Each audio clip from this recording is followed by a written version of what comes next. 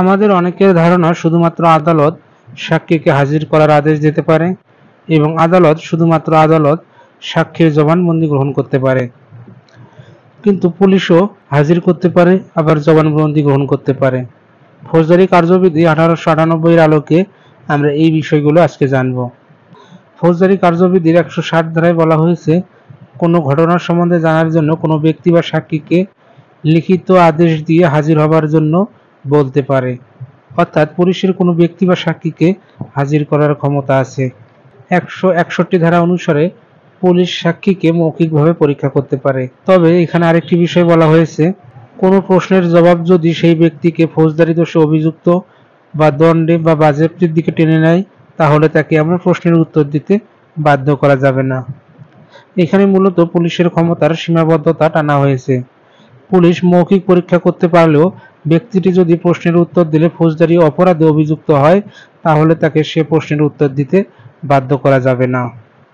আবার ফৌজদারি কার্যবিধি 1898 এর 162 ধারায় পুলিশকে জবানবন্দি গ্রহণ করার ক্ষমতা দেওয়া হয়েছে। তবে পুলিশ সাক্ষীর জবানবন্দি করতে পারবে শুধুমাত্র তদন্তের স্বার্থে। এই ধারায় পুলিশ জবানবন্দি গ্রহণ করলেও তার কিছু সীমাবদ্ধতা আছে, যেমন জবানবন্দির কোনো সাক্ষ্যগত মূল্য নেই। সহজভাবে বললে, কোনো কিছু প্রমাণ করতে সাক্ষ্য আইনে বা আদালতে যেভাবে জবানবন্দি গ্রহণ করার কথা বলা হয়েছে বা ব্যবহার করার কথা বলা হয়েছে, সেভাবে আদালতে ব্যবহার হবে না।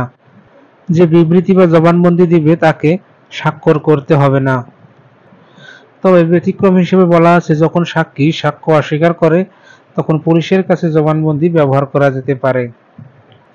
আবার আমরা ফৌজদারি কার্যবিধি 1898 এর 162 ধারায় একটি গুরুত্বপূর্ণ বিষয় দেখতে পারি।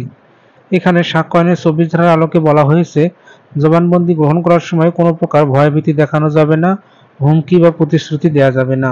পুলিশের কাছে জবানবন্দি অবশ্যই সরল স্বীকারোক্তি বা স্বতঃস্ফূর্ত হতে হবে। এই বিষয়টির পাশাপাশি এই ধারায় আরও একটি গুরুত্বপূর্ণ বিষয় বলা হয়েছে, কোনো তদন্ত করার সময় কোনো ব্যক্তি যদি বিবৃতি দিতে চায়, তাহলে পুলিশ তাকে বাধা দিতে পারবে না। অর্থাৎ 162 ধারায় একই সঙ্গে যেমন বলা আছে, হুমকি বা প্রতিশ্রুতি দেওয়া যাবে না, ভয়ভীতি দেখানো যাবে না, জবানবন্দি স্বতঃস্ফূর্ত হতে হবে, তেমনি আরও একটি বিষয় বলা হয়েছে, কোনো ব্যক্তি যদি স্বতঃস্ফূর্তভাবে জবানবন্দি দিতে চায়, তাকেও বারণ করা যাবে না। আমরা দেখেছি 161 ধারায় ও 162 ধারায় পুলিশ যে মৌখিক পরীক্ষা বা জবানবন্দি বা বিবৃতি নেয়, তার কোনো সাক্ষ্যগত মূল্য নেই। তবে এই নিয়মের দুটি ব্যতিক্রম আছে।